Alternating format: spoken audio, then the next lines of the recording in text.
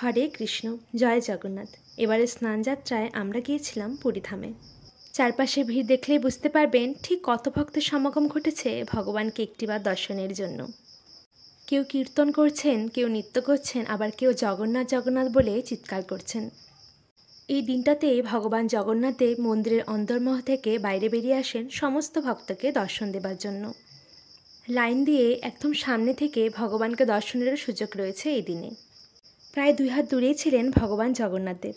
এত কাছ থেকে ভগবানকে দেখতে পারবো তা স্বপ্নেও ভাবিনি। মনে হচ্ছিল যেন জাপটে গিয়ে জড়িয়ে ধরি, এতটাই মিষ্টি আমাদের জগন্নাথ দেব। স্নানযাত্রার পর টানা 15 দিন চলে ভগবানের লীলা। এই সময়টাতে ভগবানের আর দর্শন মেলে না। এরপরে একেবারে রথযাত্রার দিনে রাজকীয় বেশে রথে করে ভগবান আসেন। তাই আপনারা যারা এখনও পুরীধামে আসেননি, অবশ্যই একবার হলেও পুরীধামে এসে ঘুরে যাবেন এবং ভগবানের লীলা এবং ভগবানকে দর্শন করে যাবেন।